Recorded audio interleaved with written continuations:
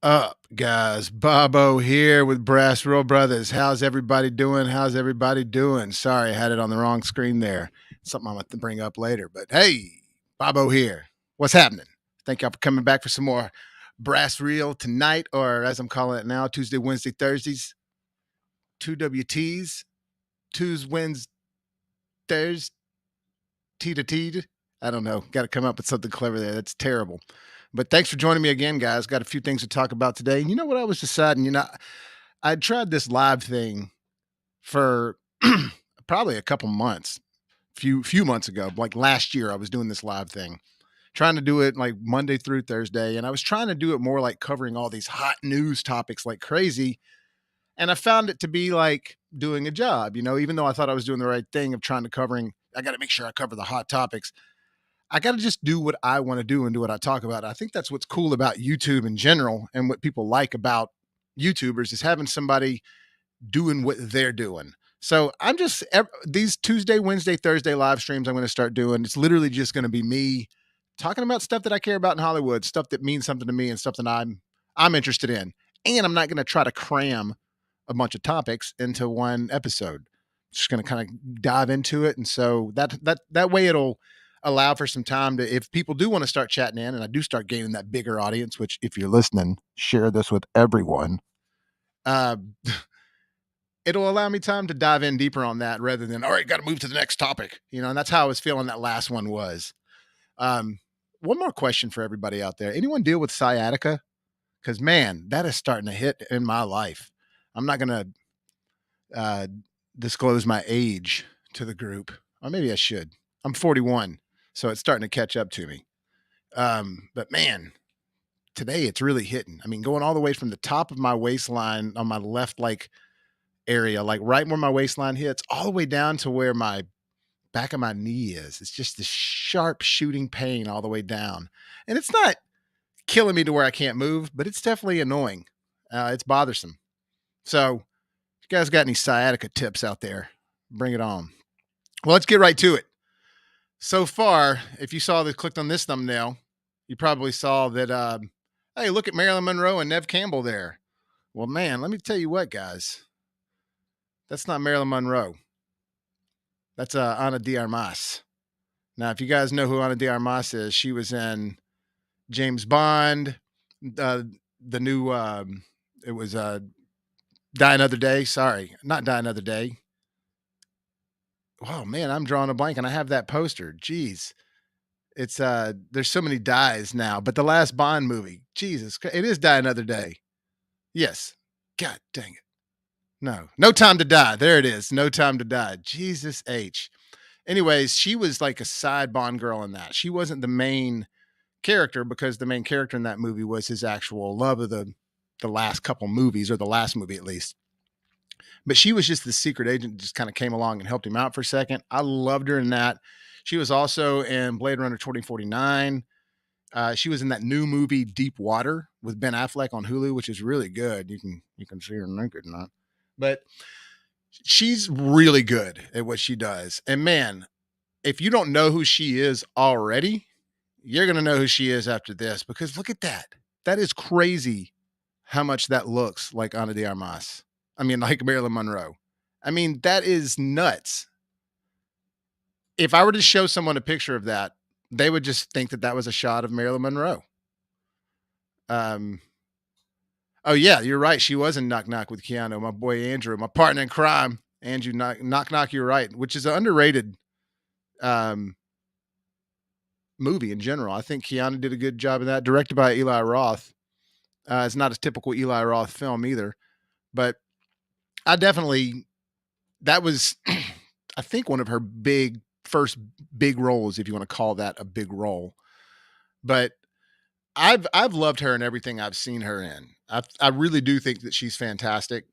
She's been in some more stuff. For some reason, I can't think of exactly what she's been in, but that new movie Deep Water, you got to see her in that. She's really good, and she's just one of those actresses you're going to see for a long time, I think. And I know I say that about certain people occasionally here and there, but it's because I feel that way. And somebody's got to take the torch and keep going.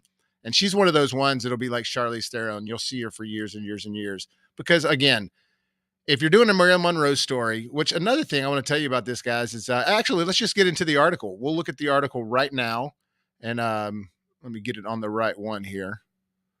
No, I got a few of them that I'm looking at. Yeah, okay. So we'll share this one with the screen right now.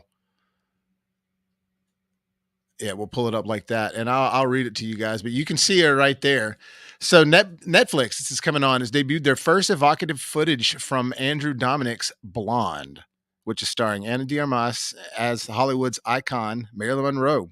So look, this is going to be NC-17. It says the movie's based on the best-selling novel by Joyce Carol Oates. It's notable for its NC-17 rating. The sporting cast includes Bobby Cannavale, Adrian Brody, beloved both of those guys, by the way, Julianne Nicholson, Xavier Samuel, and Evan Williams. The official Blonde synopsis from Netflix reads that the film boldly reimagines the life of one of Hollywood's most enduring icons, Marilyn Monroe, from her volatile childhood as Norma Jean through her rise to stardom and romantic entanglements. Blonde blurs the lines of fact and fiction to explore the widening split between her public and private selves. Yeah, so I'm interested in seeing that for sure, but especially because of her. I think that she's just great in everything she's done, and not to, bark at the fact that she's very easy to look at, but she's also just awesome. To me, No Time to Die was such a not drab film, but it had a lot of darkness in it, and it had, it was the spoiler alert if you hadn't seen it. It was the end of Bond, or at least the end. You first time you actually saw a character Bond die in a movie. So there was some weight to that film, and she added a lot of fun and pizzazz and sunshine to the film that otherwise it wouldn't have had. Andrew says she was great in the arms dealing movie with Jonah Hill too. Oh yeah, that's right. War Dogs. I forgot about that.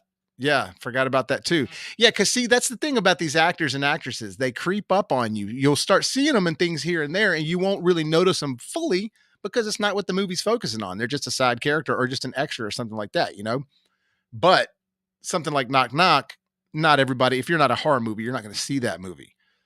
But when you start doing things like Blade Runner 2049, then James Bond, it's like, all right, people are going to start to notice you a little bit. But yeah, you're right. I forgot that she was in the War Dogs. So I'm really excited about her being in this. And she's not even my biggest story to talk about today. It was just more or less that I love her, and I had to put that on the thumbnail because of how much she looks like Marilyn Monroe. I mean, God dang, it's nuts. I really, like I said, show that to somebody and just tell them that's an old photo. They would think that's Marilyn Monroe.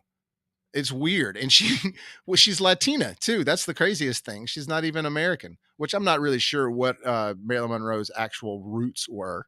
Who knows?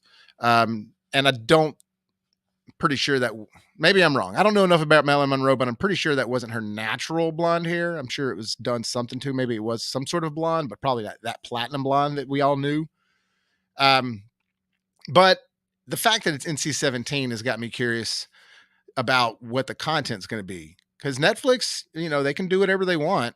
They don't really have to apply by the same ratings boards as something being released into the theater or on television. So we could get something that's pretty crazy. I mean, if it's NC-17 already, that means that they decided this needs to be NC-17. Now, you do have cases where things are NC-17 because of the culture we live in. And let me give you an example of that. Showgirls with Elizabeth Berkley. When you take somebody that's like one of America's teenage sweethearts, and all of a sudden she's going to be like fully nude in a movie a lot. I think if it would have been anybody else in that movie besides Elizabeth Berkley, if it would have just been some random person or another actress, for example, Gina Gershon's in that movie and she gets naked a lot too. If it would have just been Gina Gershon and some other actor that was her age that wasn't in Saved by the Bell, I think that it probably would have been rated R, because if you've ever seen Showgirls, it's not all that crazy. I mean, it doesn't show anything that I haven't seen in other R-rated movies. And so the fact that they gave that at NC-17, I think it was solely based on Elizabeth Berkley being the one that you were seeing naked. The fact that it was a Saved by the Bell actor going into this and being naked. So point I'm trying to make is that in today's standards, to call something NC-17, I would assume it has to be pretty provocative.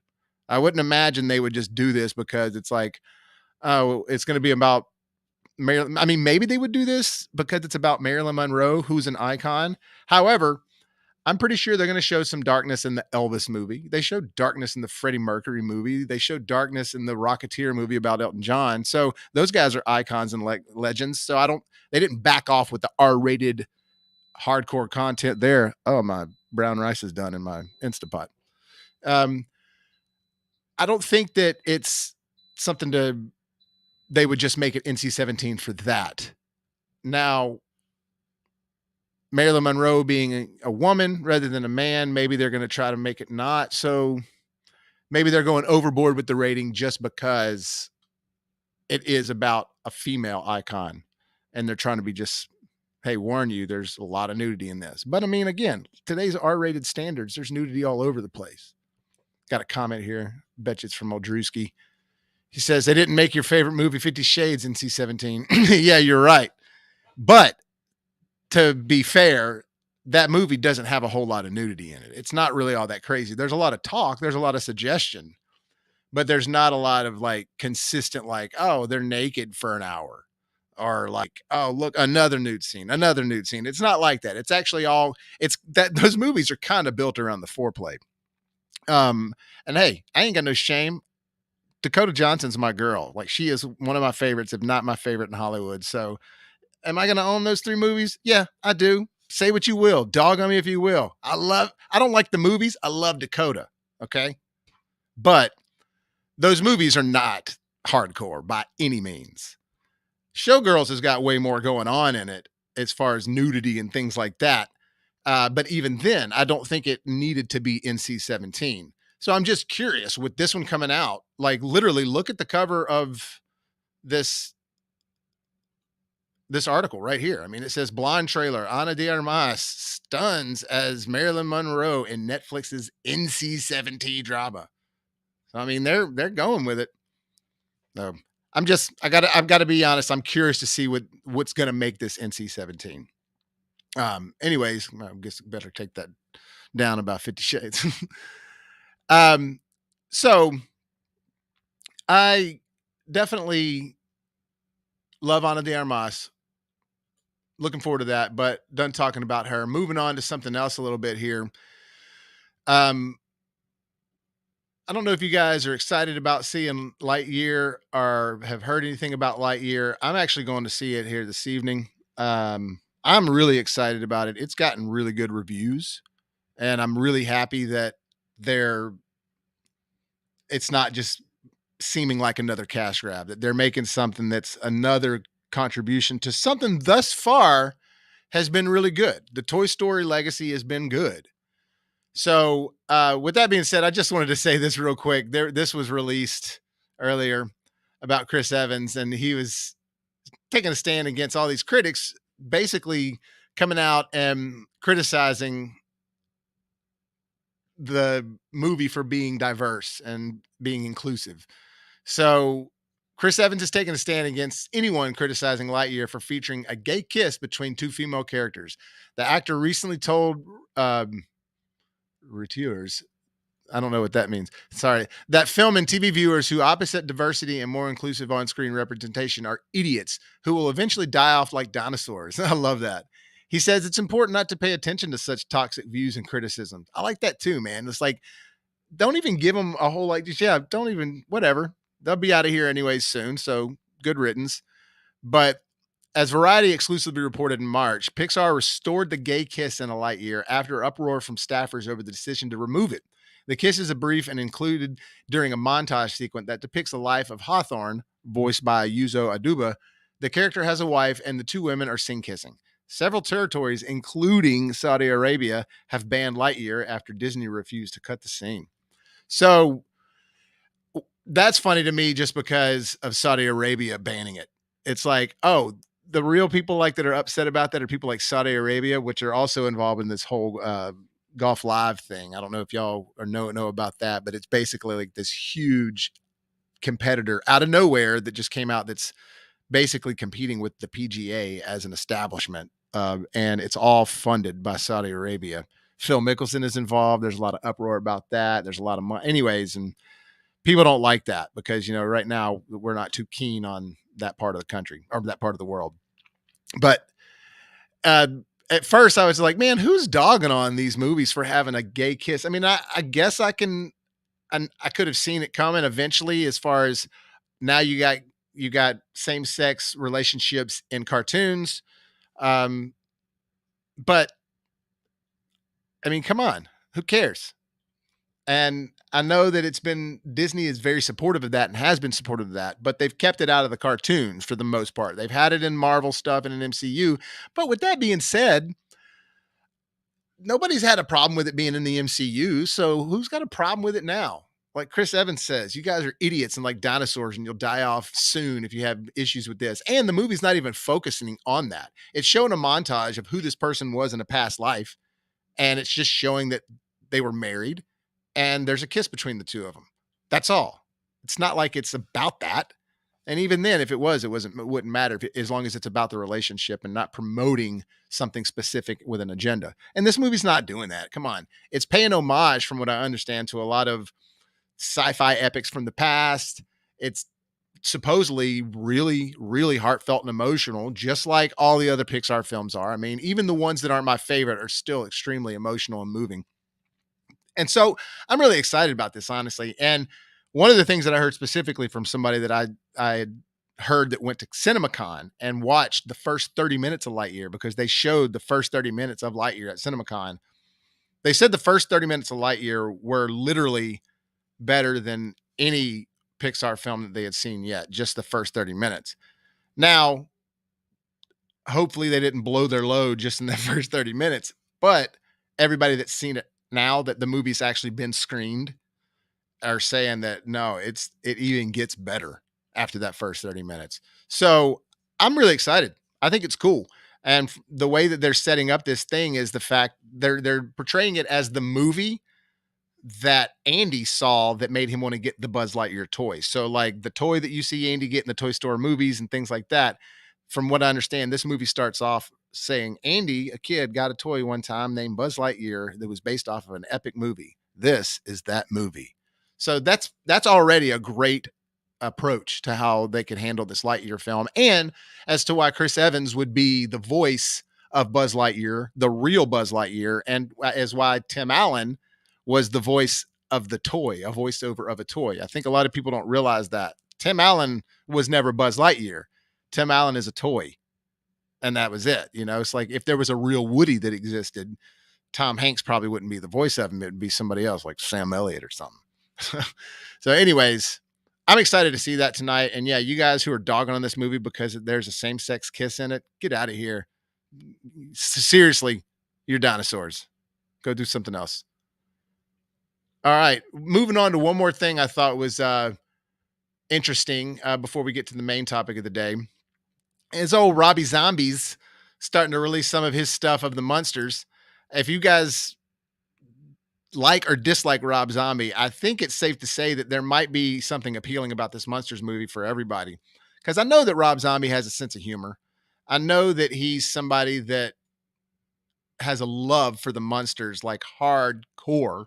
I mean, I don't know if you've ever seen in interviews with him and talk, but he always brings up Herman Munster, or there's something about that clicks with him. I don't know if it was one of the first things that he saw as a child growing up that really he connected with, but he loves the Munsters. And so for him to be doing it, I think is great. A lot of people were upset the fact that he was going to be the guy in control, because he's done movies like Devil's Rejects and I got to get this ad out of here. Hang on a second. He's done movies like Devil's Rejects, Three from Hell, House of a Thousand Corpses, the Halloween movies. I mean, even things that are more obscure like Lords of Salem or 31, which I love all of his stuff, some more than others. I think 31 is probably my least favorite of his, but I still enjoy it. Devil's Rejects might be my favorite horror movie of all time. I mean, I know that's a bold statement, but Devil's Rejects is extremely effective. Every time I watch it, it's just like, whoa. And I love it. I'm not a maniac. I just think it's super, super well done. But for him to be doing this, I think is a great great thing, and I'm really excited that he's going to be at the helm of it because I think he gets these characters. Like I said, it obviously and clearly is something a really big part of his life growing up until now. And of course, Sherry Moon Zombie's playing the mom, and I think that that's awesome. They've got a little teaser trailer out for it now, but I was going to show one more picture he released. Oh yeah, so this guy, why can yeah, Jeff Daniel Phillips. I was going to say Jeffrey Dean Phillips. Jeff Daniel Phillips, who he is amazing. I think he is literally one of the better actors to come out today. This his portrayal of the cop in Three from Hell, amazing. I don't know if you guys ever saw Three from Hell, but it was the part 3 of the Otis and Spaulding and Madame Firefly trilogy. You know, there's House of a Thousand Corpses, there's Devil's Rejects, and then now there's Three from Hell. But he's going to be the guy. Oh, God, get this ad off of there. He's playing Herman Munster, which he looks perfect, but I really love his acting. I've always thought that he just brought something to the screen that was amazing. For some reason, I was trying to find a better picture of him, but he was also in the Halloween 2. Michael Myers stomps his head like crazy. He's in Lords of Salem, who plays a fellow radio DJ with Sherry Moon Zombie. And I thought I had a picture of him uploaded, but I didn't. Story of my life. But I just think the fact that Rob Zombie's doing it with this crew of actors that he's very familiar with, I'm excited to see what it's going to be, mainly because it's going to be PG. It's not going to be dark and crazy. I'm sure there will be a level of darkness to it, but I bet that that'll exist a little more within the humor and not so much in your face, like scary. I think that you're going to have a little bit more undertones of Rob Zombie than Rob Zombie in your face. So that makes me excited. And look, if they were going to greenlight it, then there has to be, he had to have pitched something to them, to the studios, to be like, all right, go ahead and do this thing, man. So hell yeah, Rob. So to our main topic of the day, we got Neve Campbell. So I'm a big Scream fan, especially the first one. I think that others are better than some after that. As far as like part 2, my least favorite, but maybe part 5 is my least favorite now. I'm not sure. I just think part 5 just was completely unnecessary. But the big thing is that she's not going to be attached to the next Scream movie, to Scream 6. And look, I understand that everybody's upset. I was upset immediately too. I was super upset. But, and Andrew, I see that you're not watching anymore. I don't think you are. It looks like I got nobody. I think it looks like you left the deal. But I think that she's right for not joining on this one. Simply because Neve Campbell is Sidney Prescott. Sidney Prescott is kind of Scream. All the movies have revolved around her. We've never seen another horror franchise revolve so much around one character. And the fact that she's survived this entire time, she is kind of like a core part of Scream. You don't have Scream kind of without Sidney Prescott. And the whole reason is they gave her a bad offer for part 6. And I'll put this back up on the screen for you guys, but it says Campbell's last return for the 5th installment, which premiered early this year from the Ready or Not directors, Matt Bettinelli-Olpin and Tyler Gillett, or Gillier. I think it's Gillett. It was the first time in the franchise to not have director Wes Craven after dying of a brain tumor in August 2015. But some people have spoken out about her not doing this. One of them being Matthew Lillard. He says this, and I agree with Matthew Lillard. Says he expressed his support for his former co-star during a Twitter Spaces with Chat Midnight Movie Club, saying, "Hey, did Tom Cruise? Excuse me." He said, "Hey, did Tom Cruise take less money for Top Gun Maverick? F no. So why is a woman supposed to take less? Why wouldn't you pay her more as the series goes on? Was Scream 5 a hit or not? Yes, it was a hit. It was a smash hit. Did they make a shit ton of money? Yes." He's right. I have to 100% agree with him on that, because that movie was revolved around them trying to recreate the first film. Spoiler alert. And when I say them truly trying to create the first film, they were literally trying to recreate the first movie. The characters in like part of the plot was them trying to recreate the events of the first film or the what happened to Sydney. But in this one, it's the stab film. But Sydney was an essential part of that. And for them to just be like, oh, we want to offer you a little or kind of next to nothing. So look, I have some theories about this, but let me get to, well, I'll get to these theories now. So one, I always say we don't know what's going on in Hollywood until we see everything happen, until it finally hits its day. So, for example, until I hear that Scream 6 is made, it's in post-production, and Neve Campbell has not been a part of it, then I'll be like, all right, cool. I get it. You're not doing this one. You're not even a part of it at all. But obviously they approached her and they had a script that they wanted her to be a part of. And for her to say no means a few things to me. One, she already said that it wasn't enough money, and I'll read what she said here in a little bit. But two, why wasn't it enough money? Was it going to be a part that was going to write her out of it finally? Now, look, I don't mind Sydney dying in the Scream franchise, but I kind of feel like it needs to be two things. It needs to be super epic, and it needs to either end the franchise or it has to be a hardcore movie after that of a revenge story or something for it to even keep going on after she dies. So it had to be one of the two of those to continue or to end it. But I don't want it to be something like an opening kill. I don't want it to be an opening scene of a movie like when Drew Barrymore at the beginning of Scream, as badass as that is. I don't want to see Sidney Prescott go out like that. She's too important. She's too epic. She's been too huge to the franchise. And to kill her at the beginning of a movie, which makes me think that's what they were wanting to do with this if they offered her very little money. See what I'm saying? I just think that was bad. Maybe she didn't like it. So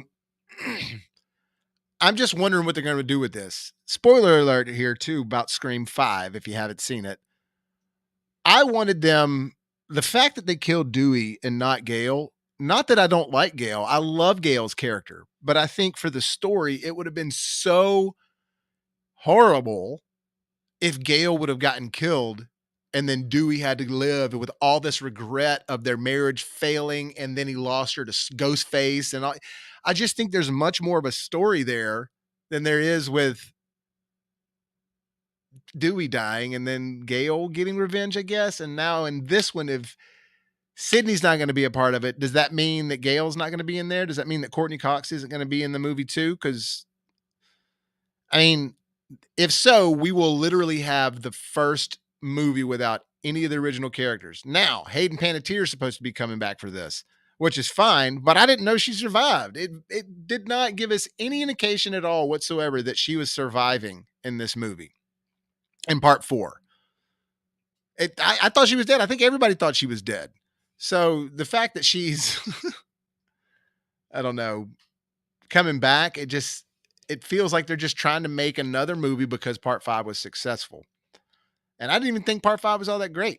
I mean, it was well done. It was well made as far as visually and audio and just from a 101 standpoint. But as far as creativity and what the movie actually added to the franchise of Scream, I thought it was just it felt like a part 5 of a horror franchise. And so for them to make a part 6 without any of the original characters or with bringing a character back who we thought was dead from part 4, it really seems like, oh, you're turning this franchise into something that was sort of sacred. Now, finally, it's catching up to all the other ones where there's 20 sequels and they all mostly suck except for the original and a handful of others, or a couple of others. And now if they make a 6th one, maybe they'll make a 7th one. I don't know. Now, here's my thought process and my theory. I'm not so sure that they're making this movie without Neve. I think that the fans want Neve. I know I do. I think to have a Scream movie without that heart and soul, considering that you've gone this far into the franchise and having everyone stay in it except for Dewey getting killed off in this last one, it just it really lessens the value of it, in my opinion, to have a part 6 without any of them, to keep going. And so I really feel like, first off, look, you're Paramount. You're making this movie. It's Paramount that does Scream. Now, you you have the money. Why are you lowballing Neve Campbell? She's obviously made her due in Hollywood. She's the Lincoln Lawyer on Netflix. She's been in a bunch of other stuff. She was in Party of Five. She was in Wild Things. Obviously, Scream is sort of her claim to fame. So it'd be one thing if you were like there was a time when Jamie Lee Curtis didn't return for a few Halloweens and they kept asking her. She said no. But that was also because that franchise itself had taken so many left turns early on in the stages of the franchise that it was just not balanced. It was so unsure for her to be a part of it that she was like, nah. And then when she does come back a part of it, it's like kind of well received, and then it gets desecrated right away in the movie after it with from Halloween H2O to Halloween Resurrection. So with Halloween Resurrection, she's just it's a total waste of a character. Halloween H2O, it was kind of cool, but then they go ahead and skip all over what happened with that, start over with some more Jamie Lee Curtis stuff that connects to the first film. Point I'm trying to make is that she had her ups and downs and quit movies because she didn't think it was so valid, or maybe, no, you're not writing me into a good part, or she wanted to separate herself from the franchise, whatever. Now she's back because there's good movies on the line. And now horror is not the same as it was in the late 80s, early 90s. Early 90s horror was starting to be kind of looked down on. I mean, you're coming off of a decade where you had slashers upon slashers upon slashers in the 80s, to where people were starting to look at horror as not that serious. I mean, I think we all know that the original Scream with Wes Craven kind of single-handedly brought horror back to the mainframe, to the limelight, to pop culture. So now people are wanting to do horror films. And it's just not in a world where they're like, oh, we don't know we should pay. It's like, no, dude, pay Neve Campbell to get in this movie so you can have people get in the seats. People are going to go see another Scream movie with Neve Campbell. I know I will. And yes, I'm going to go see a Scream movie without Neve Campbell because I see everything. But I'm not not really excited about a Scream movie without Neve Campbell, considering that she's still alive. If you killed her off, that's one thing. But look, y'all have the money to pay her, and it's not a low budget studio, and you're not taking the value of this character seriously to the franchise. So I think that I say y'all, the people that are in control of all this, get it straight. And look, maybe they're in new renegotiations right now and trying to figure something out. But I want to read something else that Neve Campbell said. Let me get to it. Right, maybe it's at the top here, but she says something that talks about her value uh, of the franchise. So she says it's all right. I'm gonna get to it. Sorry, guys.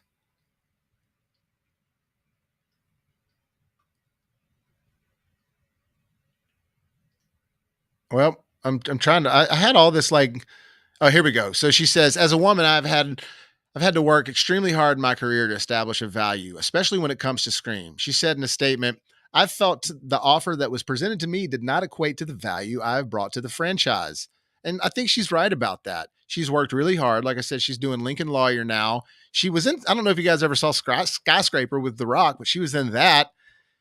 She's she is Scream. She's a part of something that is sort of a part of the zeitgeist now. When I say that, it's like people know who Ghostface is, even if they haven't seen the Scream movies.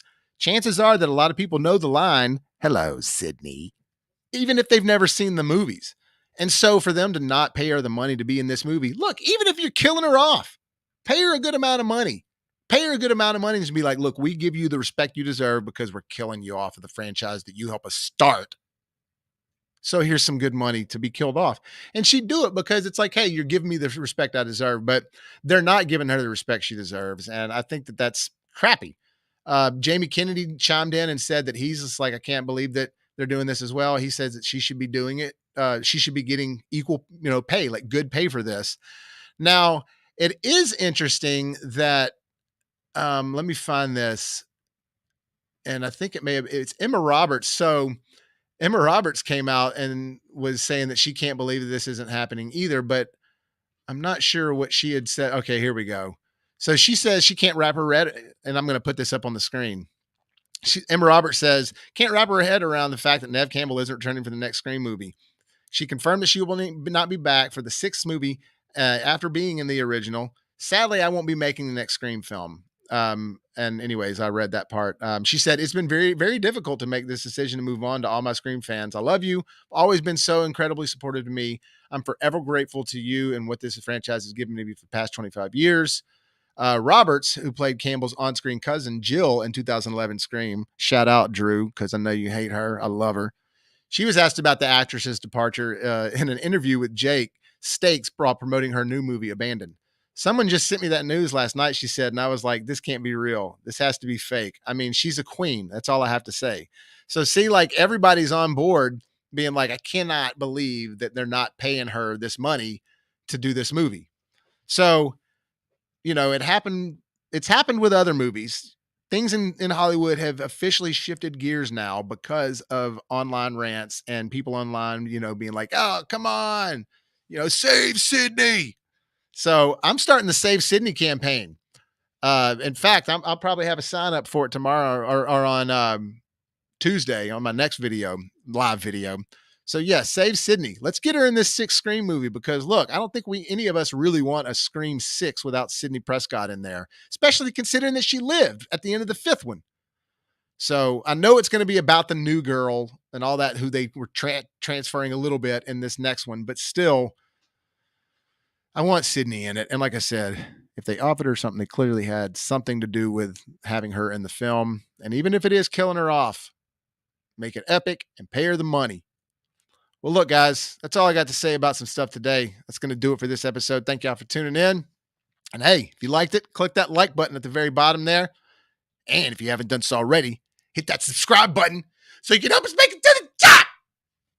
And as always, if life gives you lemons, make some hot, fresh popcorns.